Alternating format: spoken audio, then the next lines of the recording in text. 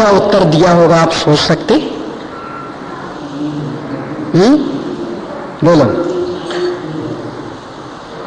क्या उत्तर दिया होगा उसकी सास ने? जोर से बोलो,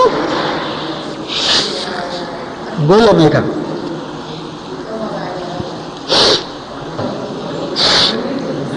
पानी नहीं आता ना, तो फिर घी और आ जाएगा, ये कैसे उत्तर दे सकती? बेटा, यदि मैं पानी के लिए तुझे नहीं डांटती ना, तो उस दिन तो 1 लोटा गिरा था, आज तक बाल्टियों बाल्टियों गिराती तुम। क्यों? मुफ्त में आ पानी, क्या चिंता करनी थी तुझे? और घी के लिए कि डांट नहीं सीखा तो स्वयं होशियार, क्योंकि तेरी तो 1000 रुपए गए हैं, अब तुझे पूरी खाने नहीं मिलेंगी, तो ये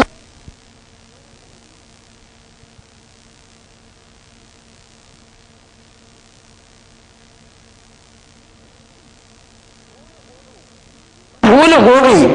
पर आगे अब कभी भी द्वारा घी की 1 बूंद गिरने वाली नहीं है तेरे हाथ से, तो अब उसके लिए हमें डांटने की क्या आवश्यकता है?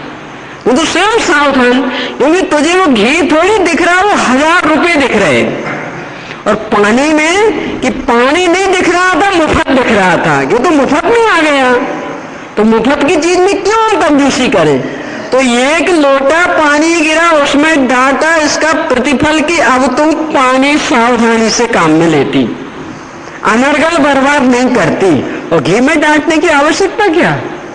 तो रोटी परोसते परोसते नीचे 1 बूंद गिर जाती है, तो उसको भी, तो मुझे क्या सिखाना उसमें? यानी मुझे सिखाने की आवश्यकता है कि घी क्यों जला दिया?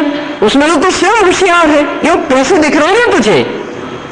तो ये जो अभी अपने को पैसे दिख रहे हैं, इस कारण कितना अनर्गल अपना हो रहा है व्यवहार, कितनी हिंसक वृत्ति हो रही। घरों घरों में नल है, चाहे वो सरकारी हो चाहे बोरिंग, कोई भी हो, उससे कोई फर्क नहीं पड़ता। कितना हम आप पानी गिराते, गहराई से विचार करना। वही पानी कुआं से स्वयं भर के आपको ले जाना पड़े कदाचित, नगर पालिका का नल भी नहीं आवे और लाइट भी नहीं हो, तो बोरिंग भी चालू ना हो, यानी आपने सब प्रयास करके देख लिए, पर आज किसी भी कीमत पर अन्य जगह से पानी मिलने की कोई संभावना नहीं है। यानी बस एक ही उपाय है कि आपको स्वयं अपने हाथों पानी खींच करके भर के काम चलाना पड़ेगा। यानी सब उपाय आपके फेल होगा, बस एक ही उपाय बचा। तो आखिर जब काम करना तो लाएंगे तो सही लाए, पर आज पानी का कैसा महत्व दिखता है, किस रूप में? ऐसा नहीं समझेंगे काम नहीं होते, सब काम होंगे, नहाएंगे भी, कपड़े भी धुलेंगे, फर्श भी पूछेगा, सब काम होना, बर्तन भी धुले होगा, जो जो काम होते हैं सब होना, पर सब होने में भी किस तरह का बर्ताव होता पानी का ही विचार कर लेना। और कोई गंदा होता ऐसा भी नहीं, उस दिन आप नहाएंगे तो कोई गंदगी से नहाएंगे ऐसा नहीं, वो लैट्रिन बाथरूम में ऐसे छोड़ देंगे ऐसा नहीं, काम तो सब होना। फिर किस तरह का होता, यानी एक एक बूंद का महत्व ख्याल में आता। और बेटा 1 गिलास भर के पीने के लिए ले ले, और आधा गिलास पिया और आधा ऐसा कैसा फेंक दिया, तो वहीं लग जाता एक चांटा।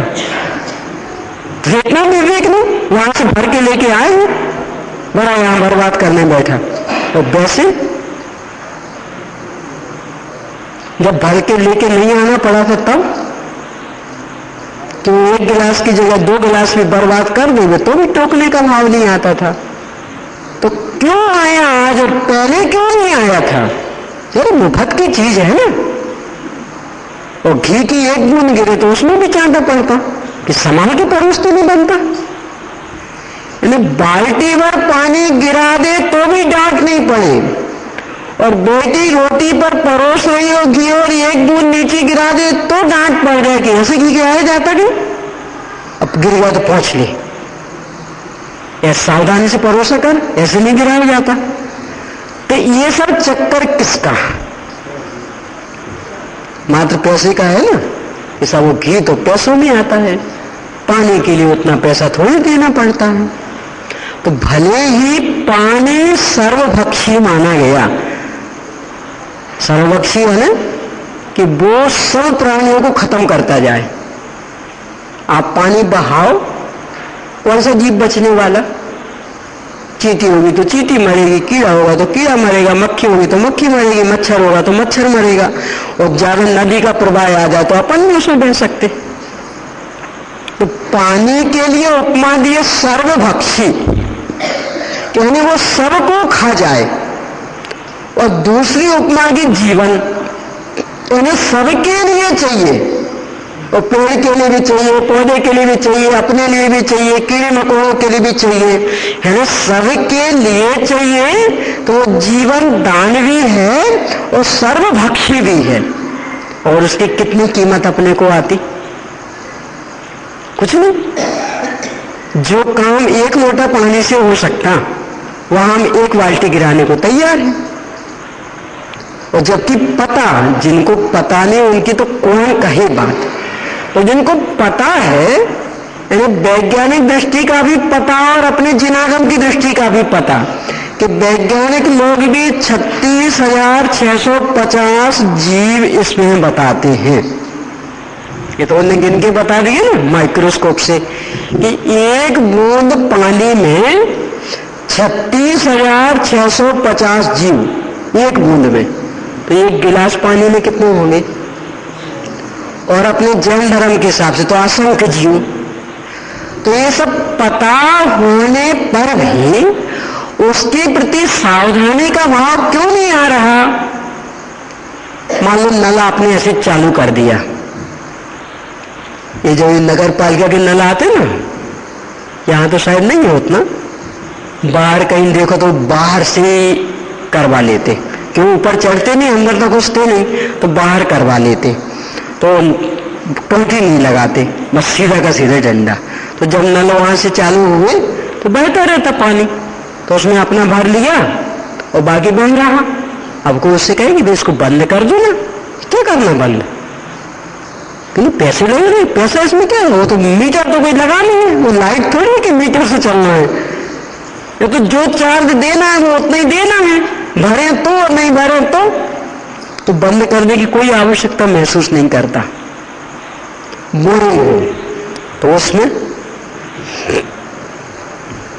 घी रखा हो ना कढ़ाई में उबलने को, मलाई रखी हो, वो घी बनाने को रखी हो, तो कैसे बनाएंगे? वहीं ड्यूटी देते हुए कि यहीं बैठो और बिल्कुल चलाते रहना, गंच मत जलना जाए। और बोरिंग चालू की हो टंकी भरने के लिए, तो कितनी ड्यूटी देंगे? देगा कोई ड्यूटी? यानी इतनी सी मलाई का घी बनाने के लिए 15 मिनट वहां ड्यूटी देंगे गैस के पास। एक बूंद भी जल ना जाए, तेज ना हो जाए घी, मंदा ना रह जाए, उफन ना जाए मलाई, यानी वही बिल्कुल ड्यूटी दे करके बैठ जाएंगे जब तक पूरा घी नहीं बन जाएगा तब तक। और बोरिंग चालू की, वो सो भी सकते हैं। ये क्या करें साहब, वो दिन में लाइट कम वोल्टेज वाली रहती तो मशीन चालू नहीं हो पाती, रात में थोड़ी सी जब वो सब सो जाते ना 11-12 बजे करीब, तब वोल्टेज थोड़ा अच्छा रहता, तो अपन तो उस समय मोटर चालू करते तो टंकी भर जाती। तो फिर बंद करने को, बंद का क्या आवश्यकता? 6 बजे तो अपने आप ही बंद हो जाती, अपने को क्या आवश्यकता है कि चलती रहेगी। अब पानी वहां दया पड़ रहा है, क्या फर्क पड़ना, अपने आप ही बंद हो, 6 बजे अपने आप ही हो जाती ना बंद। तो हम बंद करने का कष्ट क्यों करें?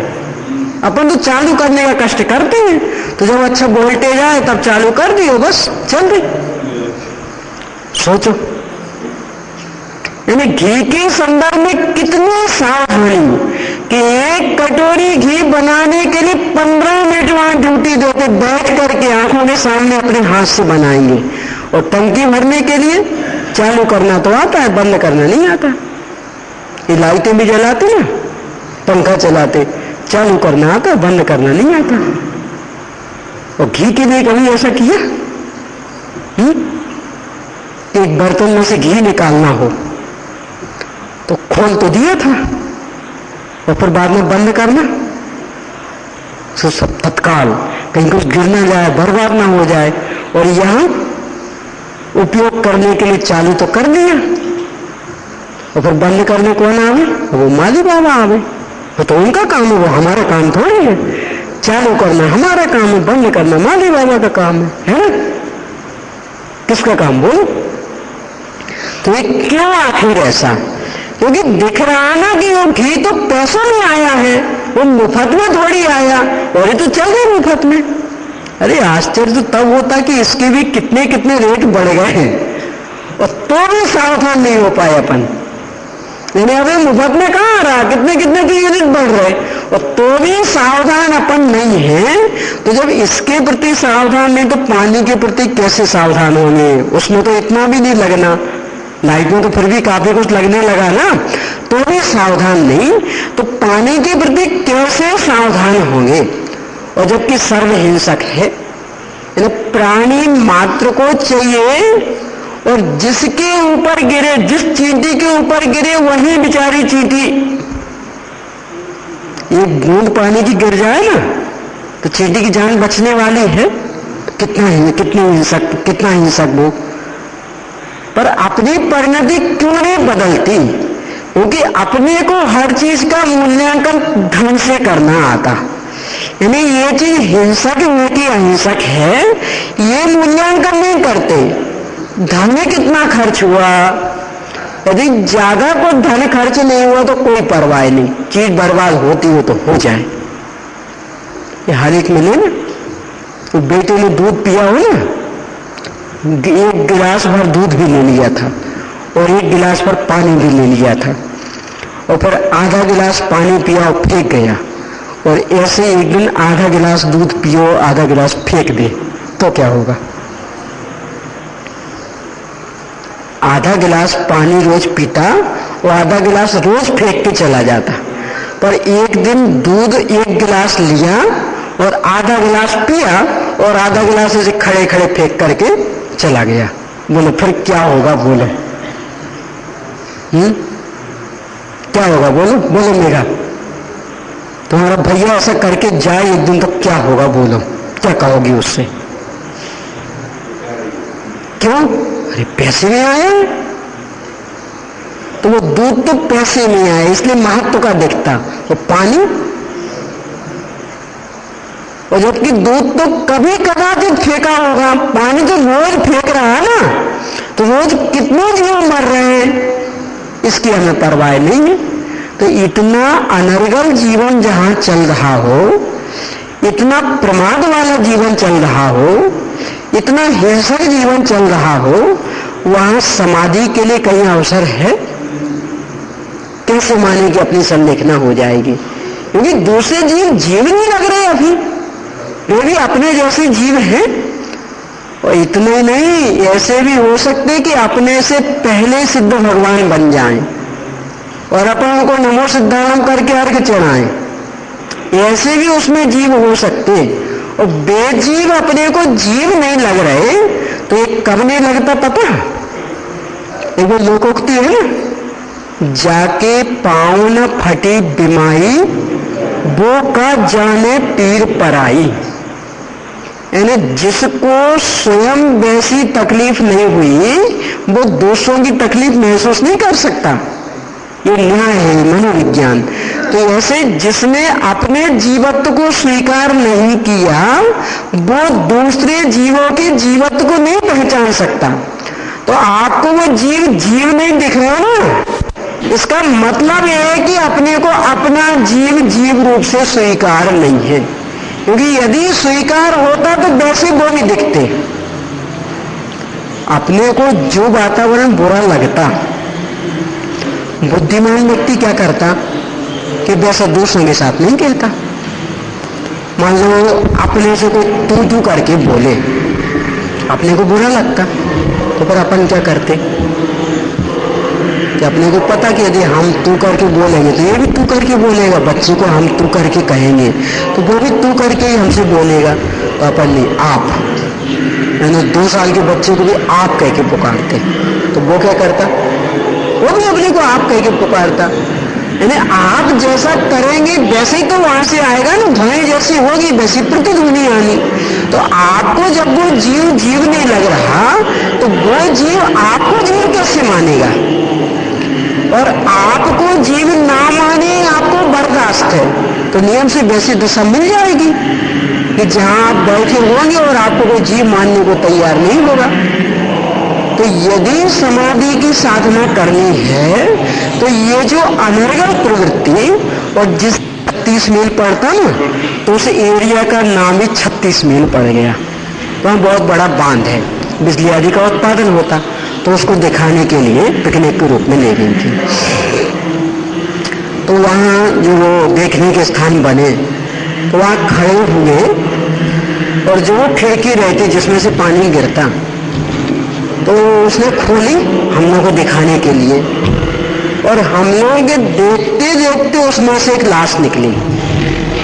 उस तरफ गई, कोई मतलब हो गया हुआ ऐसा केस, तो उसमें से लाश निकली, तो बराबर दिखाई दे रही कि हम लोग को वहां से देखो पानी के प्रवाह में से लाश आई, और नीचे जो वो बना रहता उस पर लाश गिरी और ऐसी पिस गई कि इसके बाद जो पानी वहां से बहा तो कहीं पता नहीं लगा कहां गई वो लाश।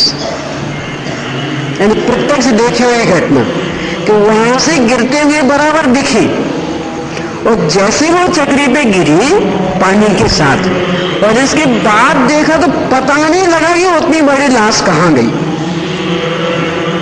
यानी कहें तो जैसे उनको मैदा से भी बारीक पिस करके बह गई पानी में। सोचो, उसमें सभी थे ना, हड्डियां आदि भी सब। तो इतनी बड़ी लाश भी जब इस रूप में बह के जा सकती है, तो छोटे मोटे जीव जंतुओं का क्या होता होगा, विचार करो। तो उससे बनी हुई बिजली। अरे ये माना मैं कि उपयोग में नहीं लेना, ये मैं नहीं कह रही हूँ, वो अपनी मजबूरी है।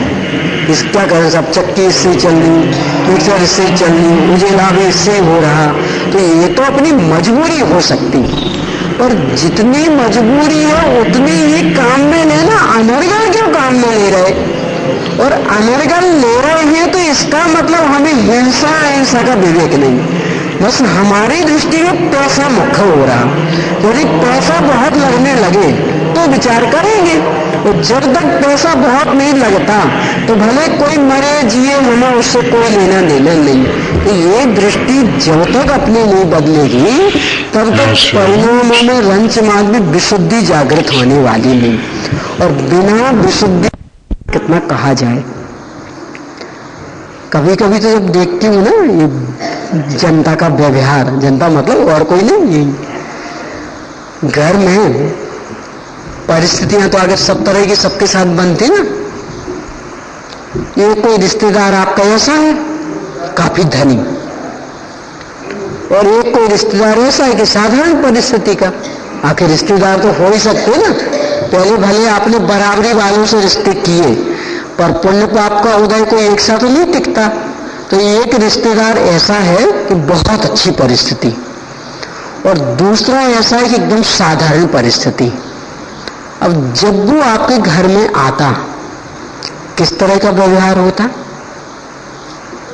जो बहुत अच्छी परिस्थिति वाला है उसे भरने का भाव आता है, और जिसको वास्तव में जरूरत है उसे, यानी भोजन पानी में भी ज्यादा व्यवस्थाएं देंगे तो किसे, अरे वो बड़े आदमी है, ताजा नाश्ता बनाना और भोजन में वो आइटम बना लेना, वो साधारण नहीं है, बहुत है।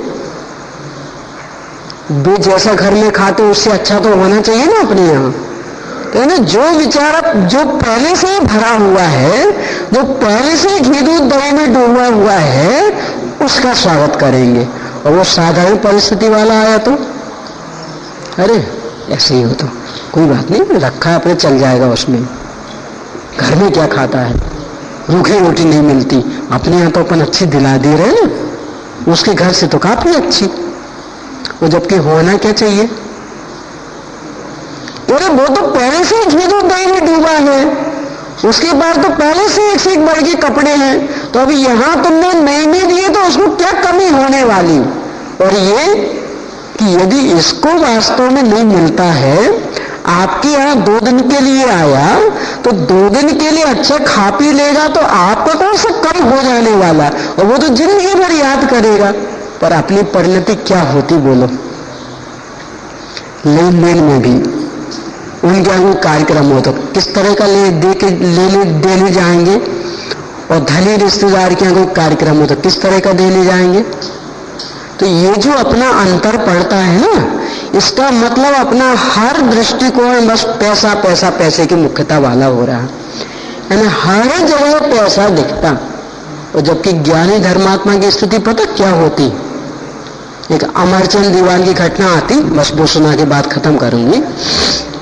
अमरचंद दीवान, वो घटना क्या है पता। ये बहुत दानी थे, इतने दानी कि इन्हीं के दीवान मतलब उस समय के मंत्री, तो इतने दानी कि उनके पूरे आसपास के एरिया में कोई भी गरीब नहीं बचा था।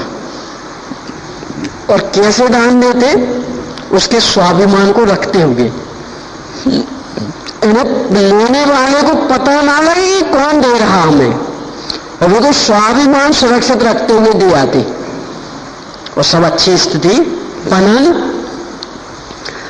उनकी पत्नी के कोई बहन नहीं थी और दूर दूर के रिश्तों में भी नहीं थी, यानी एकलौती एक ही बहन थी, एक ही बेटी थी, और बाकी दूर दूर मतलब मामा के नहीं, बुआ के नहीं, मौसी के नहीं, कहीं भी यानी लड़की नाम से कोई नहीं, अकेली वो एक थी। और उन्होंने अपने घर में बता भी रखा था अपने पति को भी कि हम तो अपने पूरे नाते रिश्तेदारों में, उसने कही बात। अब चूंकि इनकी पत्नी तो पहले कह चुकी थी कि हमारे तो इन्हें सगी बहन तो है ही नहीं, पर नाते रिश्तेदार में दूर दूर की भी कोई बहन है ही नहीं, हम तो सब में अकेले एक ही हैं। उनको लगा रहे साड़ू भाई, पत्नी तो हमेशा कहती थी कि हमारी कोई बहन ही नहीं, पर विचारक भी थे ना, सोचे यदि कोई कह रहा है तो अपन ऐसे नकारे भी कैसे। तो कह दिया चौकीदार से जाओ बुला के लाओ। आया वो एकदम फटे हाल, भिखारी था एकदम फटे हाल। तो सारे राज दरबारी देख के एकदम हंस पड़े, राजा भी हंस पड़ा, कह रहे बड़े दानी, दुनिया को खिलाते रहते हो और इतना यानी सारो भाई इतना भिखारी, ये क्या तुम्हारा तरीका है। अरे पहले अपनों का पेट भरा जाता कि पहले बाहर वालों का। उनने भी हाथ जोड़ लिए कि सब गलती तो हो गई है। तो जब गलती स्वीकार की तो सबका थोड़ा सा ठंडा हुआ, ठीक। तो बोले सब ठीक है गलती हो गई, पर ये तो बताओ कि तुम्हारे साड़ू भाई कैसे, तुम तो कहा करते थे कि हमारा कोई साड़ू भाई है ही नहीं। तो उनने जो उत्तर दिया ना वो है गहराई से विचार करने लायक। वो बोले एक बोधनी नामक कर्म है, उसकी 2 बेटियां हैं, एक साता वेदनी और एक असाता वेदनी। तो साता वेदनी की शादी हो गई मेरे साथ और असाता वेदनी की शादी हुई उसके साथ, तो एक ही कर्म की बेटियां हैं ना, इसलिए हम दोनों साड़ू भाई। और वही उसको पूरा धनी संपन्न बना दिया कि हम वास्तव में साड़ू भाई। बोलो किस दृष्टि से देखे उनने, किसके बल पर उसको बराबरी पर लाके खड़ा कर सके, और अपन उस कसौटी पे अपने को कसे। तो बोलो कहां खड़े हैं अपन। ये दृष्टि अपने को लगती है, यानी वो गरीब रिश्तेदार यदि अपने घर में आ जाता है तो लगता है कि बस इतना सही तो अंतर है कि एक के अपने साता का उदय चल रहा, उसके थोड़ा सा असाता का उदय चल रहा, पर साता का असाता में कब बदल जाएगा और असाता का साता में कब बदल जाएगा, पुण्य पाप में कब बदल जाए, पाप पुण्य में कब बदल जाए, इसकी कोई नियम नहीं है कि नहीं इतने दिन तक तो नहीं बदलेगा, इतने दिन में बदलेगा। तो किसको आज नीचा दिखा रहे और किसको ऊंचा दिखा रहे, और थोड़ी सी आर्थिक परिस्थिति को लेकर के इतना नीचा कि वो भी ये सोचे कि नहीं वो बड़े आदमी, अपने को तो उनके नहीं जाना, क्यों नीचा देखना पड़ता। कभी दोनों एक साथ घर में आ जाएं, यानी वो बड़े आदमी वाला भी रिश्तेदार और एक जिसकी परिस्थिति कमजोर है वो, और अपना एक दुर्व्यवहार मतलब दो तरफा, यानी वही उसके साथ कुछ करते और वही इसके साथ कुछ करते, तो आखिर मन तो है ना उसके भी, भले कह नहीं सक रहा परिस्थिति का मारा, पर जो वो आपका व्यवहार है वो उसके मन में अच्छे से बैठ जाता और द्वारा कभी आने का विचार नहीं करता। और यदि आपकी प्रसिद्धि धार्मिक रूप में हुई तो इस दुर्व्यवहार के कारण वो धर्म को भी बदनाम किए बिना नहीं रहता। कह रहे देख लिए धार्मिक, बड़े धार्मिक बने फिरते, पुण्य पाप में इतना इतना अंतर करते हैं कि क्यों हमारे साथ ऐसा व्यवहार किया, गरीब है ना हम इसलिए, और उनके साथ धनी है ना, तो धार्मिकों के लक्षण है। यानी अपने साथ हुए दुर्व्यवहार को धर्म से जोड़ करके धर्म की बदनामी में भी कितना कारण वो बन जाता, और किस लिए, मात्र अपने व्यवहार के कारण। और अपन ने वैसा व्यवहार क्यों किया, धन की मुख्यता से, वह तो कोई कारण नहीं था ना। मान लो बिल्कुल एक से ही रिश्ते हों, यानी दोनों ही अपनी बेटियों के ही पति हों, मतलब दोनों ही दामाद हैं सगे, पर एक बेचारा साधारण परिस्थिति वाले बहुत बड़ा आदमी है, तो दोनों दामाद तो दोनों एक से है ना, और तो भी एक सी नीति रहती दोनों में, लेन देन एक सा करते, घर में आते तो भोजन पानी का व्यवहार एक सा करते, तो ये जब उनको स्वयं देखने को मिलता तो क्या भाव बनता उनके मन में, विचार करो। और यदि आपकी धार्मिक वृत्ति उनको पता तो इस धर्म के संदर्भ में उनके अंदर क्या धारणा बनेगी कि इसका नाम धर्म है। तेरी बेटी तो उनकी सगी है ना, हमारे पाप का होगा पर बेटी तो उनकी सगी है ना, तो जब दोनों सगी बेटी तो क्यों ऐसा दुर्व्यवहार। ये सब दुर्व्यवहार कब छूटेगा कि जब धन से मूल्यांकन करने का भाव छूटे तब। यानी जब तक अपन धन से अपना बड़प्पन मानते रहेंगे तब तक समझ लेना कि किसी भी कीमत पर ये दुर्व्यवहार छूटने वाला नहीं। और जब तक ये दुर्व्यवहार नहीं छूटेगा, ये पक्षपात चलता रहेगा, तो कैसे माने कि समाधि अपनी हो पाएगी। क्योंकि इतनी मोटी मोटी चीजों पर जो यही छूट जाने वाला सारा पैसा, उसको लेकर के अपन पक्षपात कर रहे हैं, तो बाकी कहां पक्षपात नहीं करेंगे। सोचो, ये तो पक्का है ना कि यही सारा छूटना, और उसको लेकर पक्षपात कर रहे हैं। यानी क्षणभंग और संयोग को लेकर के जो पक्षपात कर सकता है, वो आगे पीछे चलने वाले संयोगों को लेकर के कैसे ईमानदार रहेगा, कैसे वह पक्षपात नहीं करेगा। इसलिए ऐसी पक्षपाती की समाधि वाली नहीं है। तो यदि वास्तव में समाधि की तैयारी करनी है तो धन की ओर से निरीक्षण करने का भाव समाप्त करना पड़ेगा, चाहे वो सहधर्मी हो, चाहे नाते रिश्तेदार हो, कोई भी हो, पर धन ही हर जगह मुख्य नहीं होता। ये सोच करके एक सामान्य मनुष्यता का, सामान्य जीवत्व का जब तक व्यवहार करना नहीं सीखेंगे, समाधि नहीं हो पाएगी। समय अपना हो गया, शेष चर्चा कल।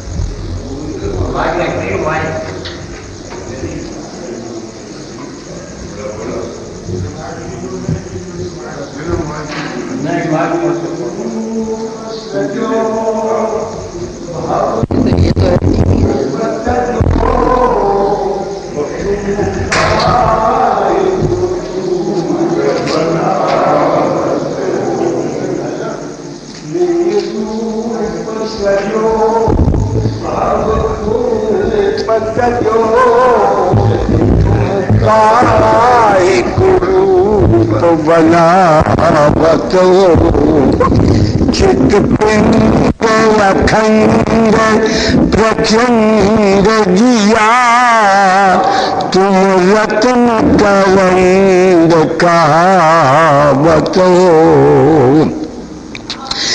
स्वर्गादिक में पछतावत है, नर देह मिले तो करे तप को।